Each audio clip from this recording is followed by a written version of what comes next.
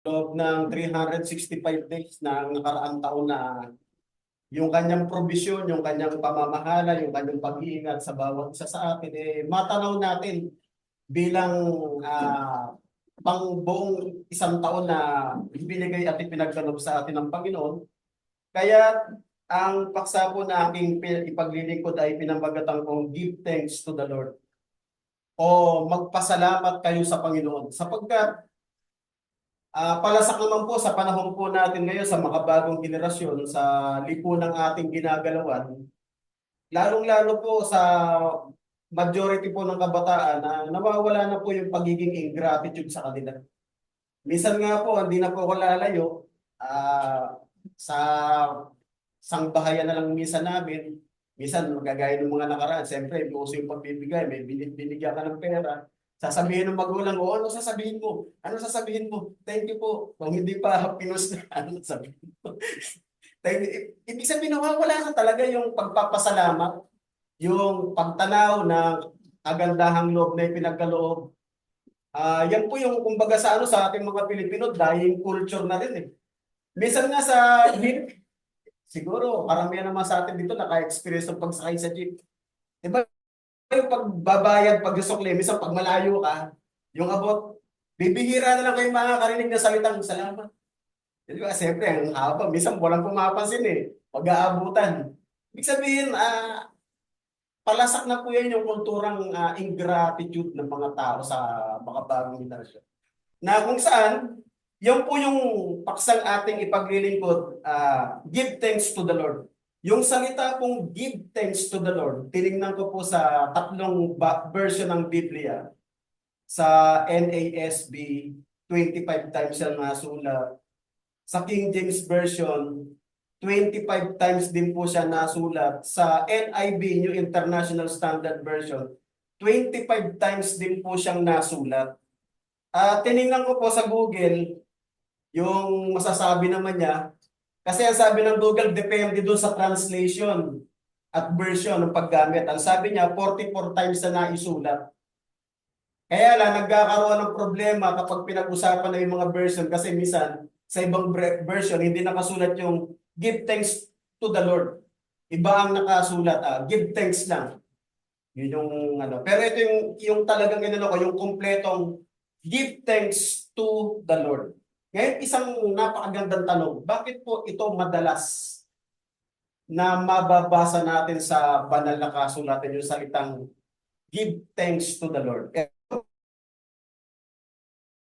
po yung dahilan sa 1 Thessalonians 5:18, ang sabi po dito ni Apostol Pablo, sa sulat po niya sa mga mananampalatayang nasa dako po ng Thessalonica, ang sabi po niya, in everything, give thanks, for this is the will of God for you in Christ Jesus.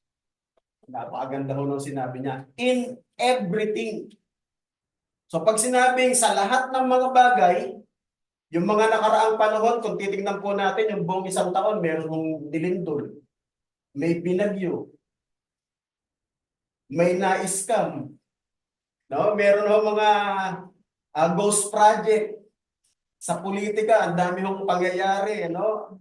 Meron hong mga naabuso, no? May mga masasamang mga pangyayari na dumating, may mga mabubuti. Ang ibig sabihin, sa lahat ng sirkumstansyang yan, mabuti, masama, lahat naman po yung pagbagyo, sinabi, hindi naman ho nararanasan ng isang lugar lang yan, kung hindi ng pangkalahatan, no, mga kapatid, sabi niya sa lahat ng mga bagay, kayo pasalamat sa Diyos. Bakit? Ito ang kalooban ng Diyos kay Kristo Jesus para sa inyo.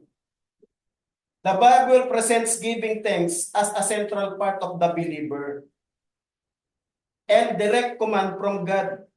Yun ho yung sinabi. Sa lahat ng mga bagay, pasalamat kayo. So direct command po siya mula sa Diyos. No? At isa pa, that is the expression of faith. Lalong-lalo na po, nung mga taong na-acknowledge nila yung God's goodness, no? Yung kanyang provision, yung kanyang pagmamahal, yung kanyang pamamatnubay, no? Na nakilala niya ito na ito'y gawa ng Diyos, hindi ho ito magagawa ng tao, yung provision na yun. At yung consistency mula pa ho sa Old Testament hanggang sa New Testament, sinasabi na yan na magpasalamat tayo sa Diyos. Kasi kaya po tayo nandito sa mga umagang ito at kaya po tayo nasa kalalagayan kung ano yung meron tayo, Diyos po ang may gawa at nagbigay sa atin. Na dapat lamang po ipagpasalamat natin sa Kanya. Isa pa pong talata sa Ephesians chapter 5 verse 20. Tulad pong uli ni Apostol Pablo sa mga kapatid sa dako po ng siyudad ng Efeso. Always giving thanks for all things in the name of our Lord Jesus Christ to our God and Father. Pansinin niyo po. Dapat to, maging ano daw po natin to, gawi, maging lifestyle na tayo po palaging magpasalamat sa Diyos in everything. Whether it is good or bad things, no? Dapat po ang sabi, ipagpasalamat natin sa Diyos. At kung titingnan po natin, yung pinakamarami pong nasulat na give thanks to the Lord, alam kong gano'n nyo, sa Book of Psalms. Kaya doon po ako tatakbo. In Psalms 136, gusto ko lang po mga kapatid, ma-notice nyo, sa buong chapter na ito, majority po, no? Alalahanin po natin yung passage na to, paulit-ulit pong babanggitin ang katagang, ang kanyang kagandahang loob ay magpakailanman. Kung bakit po nagpapasalamat yung mga Kahudyuan noon, yung mga unang tao po ng Diyos na mga Jews, na nagpapasalamat sila sa Diyos sapagkat ang kagandahang loob ng Diyos na lumikha ay magpakailanman. O sa Hebrew word, ang salita pong yan ay kesed, loving kindness, His mercy. Tingnan po ninyo in Psalms 136 verse 1. Sabi po ni Haring David, ang pamagat po doon, tinignan ko po to sa New American Standard Version Bible. Sabi niya, thanks for the Lord's goodness to Israel. Yun po yung pinaka-heading na topic po. So ito na po yung verse 1. Give thanks to the Lord, for He is good, for His faithfulness is everlasting. Sabi niya, magpasalamat kayo sa Diyos sapagkat siya'y mabuti. Yung madalas mo sinasabi na kataga ng mga Kristiyano, God is good all the time. Pwede niyong baliktarin eh. All the time, God is good. Mabuti ang Diyos sa lahat ng panahon. Sa lahat ng panahon, ang Diyos ay mabuti. Yung po yung paulit-ulit na babanggitin mamaya na palaging binabanggit ng bawat verses ng chapter 136. Ang dahilan ng kanilang pagpapasalamat sa Diyos na lumikha ay dahil po sa kesed o yun sa kanyang walang hanggang habag, awa at kagandahang loob. No? Tingnan po ninyo in verses 4 to 9 ng naturang chapter pa rin, 136. Ito po sinasabi, give thanks unto the Lord for His loving kindness is everlasting. Ang sabi po sa verse 4, to Him who alone does great wonders. Ang Diyos po napakaraming magandang himala, miracles na ginawa sa buhay po ng mga Kahudyuan. No? Pansinin niyo po, ang dami hong dumating na mga salot at peste sa bayan po ng Ehipto no nandoon pa sila para po sila mailabas. Pero pansinin niyo po, ni isa po na hayop, mga alaga ho nilang baka, mga tupa, at ni isa po na mga Israelita wala pong nasalot ng pinadala pong plague ng Panginoong Diyos sa dako po ng Ehipto nung sila po'y nasa pagkaan. Sabi niya, to Him who alone does great wonders, for His faithfulness is everlasting. To Him who made the heavens with skills. No? Kapag tinignan niyo ko yung langit, masasabi niyo po yung gumawa niyan, napakagaling. Napakahusay na manglilika o manggagawa. Kung papaano yung pagkakabukod-bukod, distansya ng mga bituin, ng mga planeta, no? Na hindi ho nagkakabanggaan. It harmonies with each other. Kung paano umiikot po tayo yung earth. No? Napakaganda ho, napakatalino ng gumawa ng lumikha ng sangkalangitan. Ano pa ang sabi? To him who spread out earth with above the waters, for his faithfulness is everlasting. To him who made great lights, for his faithfulness is everlasting. Kasi niyo bawat verses yung sinasabi in last, for his faithfulness is everlasting. Ulit-ulit binabanggit. Ulit-ulit ikinikintal sa isip ng mga Kahudyuan na yung dahilan ng kanilang pagpapasalamat sapagkat ang Diyos o yung kaganyang kagandahang loob, yung kanyang awa at habag, magpakailanman. Ipinapadana sa kanila. Tuloy po natin. To the Son who rule by day, for his faithfulness is everlasting. The moon and star to rule by night. Pansinin niyo yung pagkakabukod, yung day, yung night, yung AM, yung PM. No? Sabi niya, for his faithfulness is everlasting. Kaya naalala ko po yung kanta. Ito po, bagamat hindi po ito kanta ng Church of Christ, yung mga lyriko po niya, nilalaman po ng passage na binasa natin. Yung kantang kay Buti-Buti mo, Panginoon. Kay Buti-Buti mo, Panginoon, sa lahat ng oras, sa bawat araw. Di ba? Biblical eh. Ika'y laging tapat kung magmahal. Ang iyong kaawaan ay magpawalang hanggan. Yun yung nilalaman eh. Di ba? Ang awa, ang habag ng Diyos, ang kagandahang loob ng Diyos, magpakailanman. No? Hindi ho katulad ng load, yung load na expire. Tama ho ba? Yung load na expire. Pero yung kagandahang loob ng Diyos, yung kised, yung mercy, yung awa, yung habag, yung kabutihan, yan po'y walang katapusan. At isa pa hong napakagandang binabanggit dito, in verse 25, notice this verse. No? Give thanks unto the Lord. Ang sabi po, verse 25, who gives food to all flesh. Ipopos ko po yung pagbasa. Basahin niyo po dahan-dahan. Who gives food to all flesh. Ang Diyos po is not respecter of any person. Wala pong partiality. Ang Diyos po nagbibigay ng pagkain, hindi lang po sa tao niya, hindi lang po sa Kahudyuan, hindi lang po sa pananampalataya, maging hindi po doon sa kawan niya, maging ang Gentiles, maging ang non-believer, nagbibigay po siya ng pagkain in all flesh, without partiality. The same din po, nung sinabi po ng Panginoon sa kanyang first sermon, ang Diyos kanya nagpapaulan sa mabuti at sa masama. Without partiality yun. Hindi ho katulad ng pangangaral ng iba kapag ikaw ay anak ng Diyos, anya, kung ikaw ay may 10 hektarya at tagtuyot, may drought daw, pag nanalangin ka, sa'yo lang uulan. Doon sa hindi mananampalatayang hektaryang lupain na may palay, hindi mauulanan. Hindi po ganun ang Diyos. Kapag ka umulan po, kung saan po yung bahagi na meron pong dala na ulap na ulan, lahat po yan papatak dyan. Without partiality, mga kapatid ko. Kaya sabi niya, who gives food to all flesh, for his faithfulness is everlasting. Napakabuti po ng Diyos. Siya po yung nagpapakain sa sangkatauhan. Maging ito man po ay mananampalataya o hindi.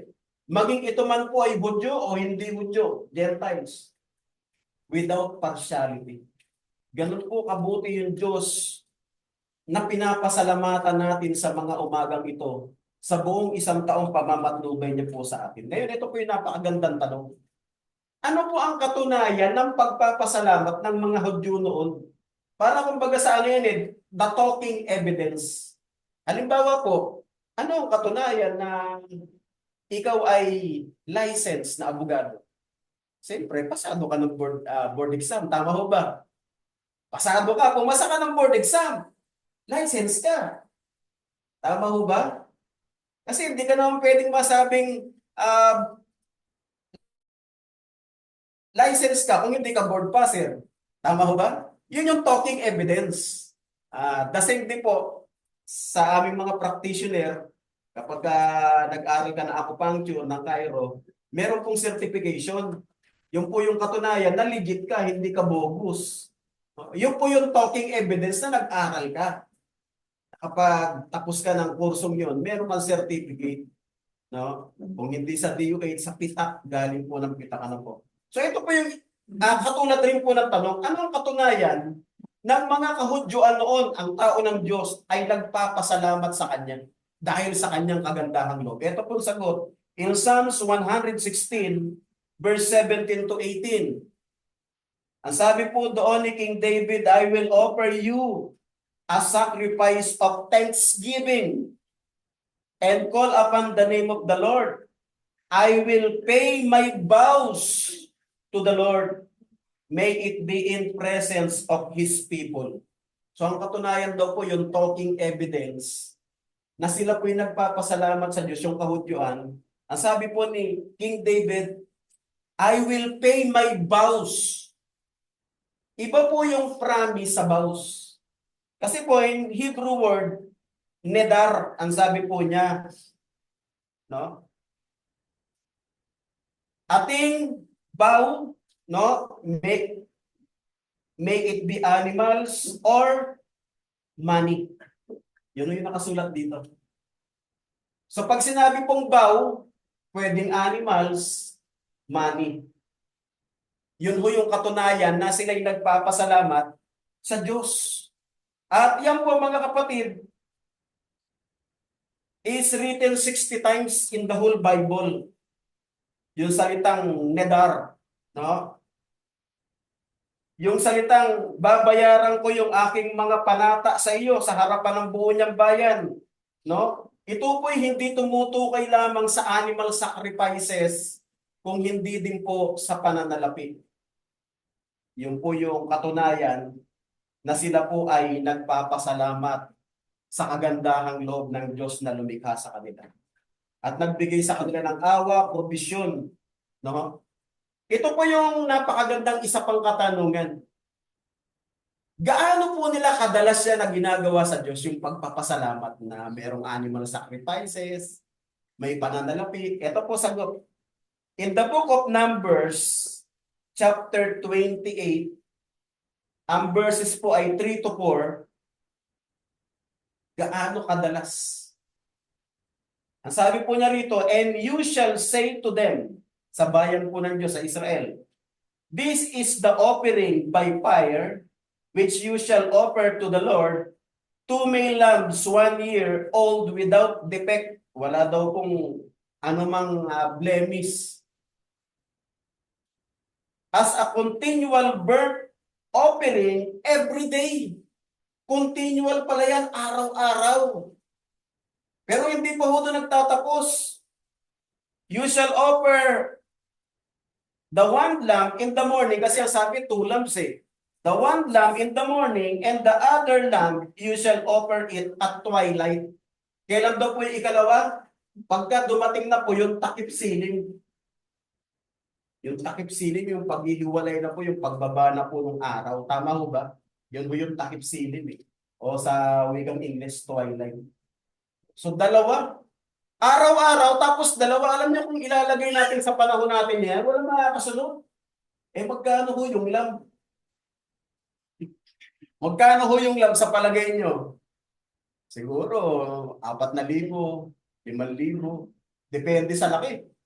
Eh tapos hindi lang ho umaga eh. Sabi dalawa eh. Isa sa umaga, isa sa takip siling.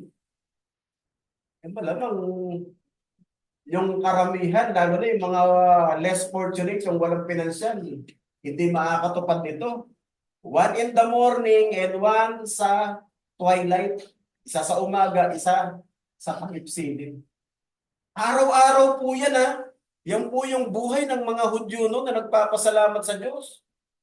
Kung i-apply po natin sa panahon natin yan, naku, mapapakamot po tayo ng ulo mga kapatid. Ngayon, ito po yung napakagandang tanong, ganyan po yung pamumuhay nila. Paano naman po sa panahon po natin ngayon? Kasi hindi naman po tayo Hudyo. Sa mga ibinukod, ang tawag po ay eklesiya, tinawag, ibinukod.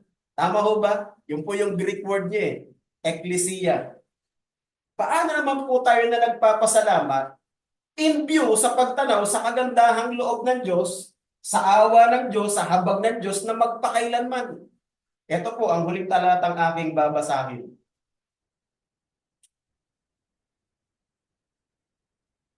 Nakasulat po siya in Romans chapter 12, 1 and 2. Siguro ko po, alam niyo na pong talatang ito. Ito pong mababasa natin.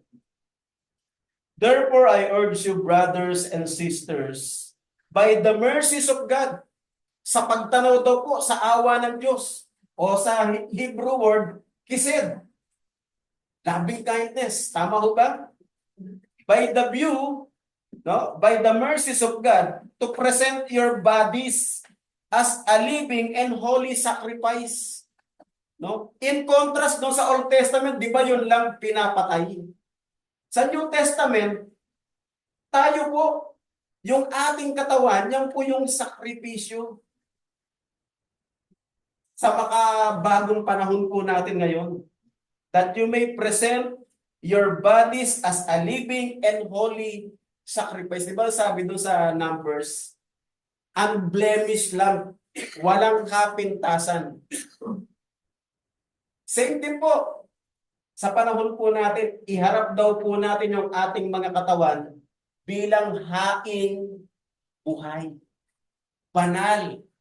Sa paano paraan po nagiging banal? Sa pag-iwas po natin sa mga gawaing na maghuhulog sa atin sa pagkakasala. Yun po yung paraan na binabanggit. Ang sabi po, acceptable to God, which is your spiritual service of worship. Yung pala. At ito po mga kapatid, araw-araw din po ito, hindi po ito araw lang ng linggo. Yung araw po ng linggo, ito po yung tinatawag na worship assembly natin. Pero yung sinasabi po ni Apostol Pablo, na ihandog daw po natin yung ating katawan sa Diyos bilang haing buhay, araw-araw po yan. Naiiwas tayo sa pagkakasala, iiwas tayo sa mga paglabag sa kalooban ng Diyos. Araw-araw po yan. Hindi lang po yan araw ng linggo, mga kapatid ko. At ang sabi niya in verse 2, and do not be conformed to this world. Huwag daw tayong magsiayon sa sanglibutang ito. Sapagkat, ang sabi po ni Apostol Pablo, lahat ng nangasa sa sanglibutan, masamang pita ng laman, masamang pita ng mata, mga kapalaluan. 1 John chapter 2, di ba? Tama po ba? Yan po yung sa isang translation po, be transformed, not conformed. Yan po yung pinakamahirap eh. Alam niyo po kung bakit? Ito po real talk. Alam niyo, pagka tayo magkakasama-sama dito, wala po tayo mabalik. Wala naman siguro sa atin dito magsasalita ng masama kasi puro mga mananampalataya eh. Pero, mas nasusubukan po yung pagiging ginto ng apoy. Alam niyo yung mag-aalahero, para daw po lumabas yung pagiging 24K niya, ang ginagawa, inaano sa yung matinding apoy. Para matanggal po lahat ng mga impurities ng ginto, lumabas yung pagiging 24K. Same din po in spiritual realm, mga kapatid ko. Mas nagiging maningning daw po kapag meron hong pagsubok. Di ba? Kasi kung walang pagsubok, siyempre, madali lang, effortless. Minsan nga, may nahuhulog pa may sumasabit pa Kasi minsan, pagsamba, minsan may nakikita ka, may nagkikwentuhan pa. Lalo na bread breaking, dapat yung bread breaking, dapat napaka, kumbaga sa solemne yan Kasi ang iniisip natin, kamatayan ng Panginoon Namatay siya para sa ating mga kasalanan. Dapat solemne yan Minsan may makikita kami, nagkikwentuhan ko parang hindi akma sa kaganapan. Which is, isa pong napakagandang sermon ito Sapagkat nagpapalit po yung taon, dapat din po nagpapanibago tayo kasi sabi niya, do not be conformed, but be transformed. Isa pa mga kapatid, ito real talk, hindi po para anuhin tayo, yung pananabik sa Diyos. Sana yung tayo, yung pagkagawain sa Diyos, masabik tayo sa Diyos. Ito madalas ko lagi ko sinasabi to. Alam niyo, matagal din po ako naging bouncer. Sa mga event, lalo pag K-pop, naku, 7 po ng gabi kakanta ang mga K-pop artists. Alam niyo mga fans, yung bumilang ticket, 3 pa lang ng hapon pumipila na nagtutulakan pa. Ganon po sila kasabik na makita yung kanilang idolo. Tama ho ba? K-pop yan na. Alam niyo kung magkano yung SBIP. Pag sinabing SBIP, yun yung nadudulas sa stage, yung kitang-kita na yung mga kumakanta ng mga nagpe-perform. Alam niyo, minsan ang ticket umaabot 41, 39. Kaya nga hindi ko masabi, ang Pilipino naghihirap eh. Kasi pinahin mo makaka-afford ka ng ganong ticket. Alam niyo kung ilang oras lang kumakanta ang mga artist na yan? 1 hour lang. Kaya lang humahaba ng 2 oras kasi may mga supporting event na mga band artists. To make the story short, ganun sila kasabit. Bakit tayo hindi natin ipanata sa Diyos na ma-anticipate natin eh pagkagawain ng Panginoon?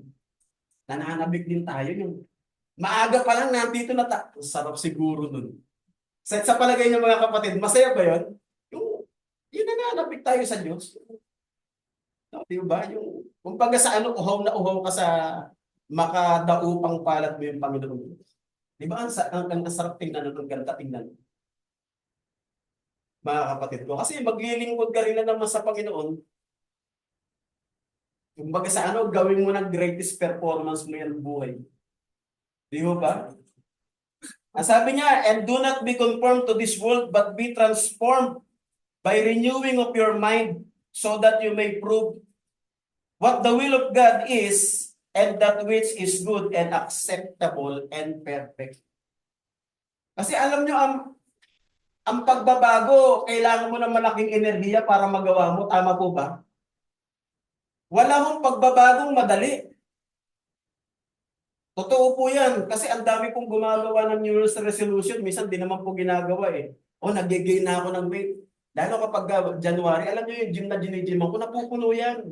Kaya sila gusto pumayat. Akala nila ang pagpapayat, isang workout lang, papayat ka na. Hindi. Process yan. Step by step yan, disiplina, pagkain, lahat. Mga kapatid ko, hindi mo yan instant. Naalala kong instant lang, pwede noodles eh. Lagyan mo lang ng mainit na tubig, ready to eat na yan. Pero ang process yan. Kailangan mo ng malaking enerhiya sa pagbabago. Ang sabi po kasi ni Paul, do not be conformed, but be transformed. Ito na yung isang napakagandang tema. No, ng bagong taon ito mga kapatid ko. Kung meron man tayong dapat na ipanata siguro sa Diyos, ito yung paglilingkod natin. No, di ba? Bakit? Ito nakakalungkot ngayon. Bakit ang SM, Bora, laging blockbuster sa tao? Ba't hindi naman natin gawing blockbuster yung gawain paglilingkod sa Diyos? Yung talagang punong-puno ang gawain. Di ba? Minsan nagugulat ako, alam niyo, nag-bouncer din po ako ng sabungan. Pero totoo. Diyan sa Manila Arena, ang sweldo namin dyan, 1.5. Yung kay may-ari si Atong. Alam niyo ba yung sabungan na yan? Ang dami yung nagsusugal dyan, napupuno nila yan. Bakit sa mga ganong mga napupuno nila? No? Naalala ko yung advanced screening ng pelikula ni yun yung Goyo, yung si Paolo Abilino yung gumanap. Advanced screening pa lang, grabe, red carpet, punong-puno ng tao. Bakit sa ganon napupuno nila? Bakit sa gawain ng para sa Diyos nakalulungkot? Isa po yan sa magandang makita natin sa taong ito. Yung po bang pagpapasalamat ko para sa Diyos, enough na. Para maging sabihin, we're even. Diba? Sapat na ba? Nasasapatan na po ba tayo sa ating mga gawaing ginagawang paglilingkod at pagpapasalamat sa Diyos? Tayo po yung makakasagot. Pero isang magandang bagay po, muli, magpasalamat tayo. Isang magandang umaga po sa atin. Maraming salamat.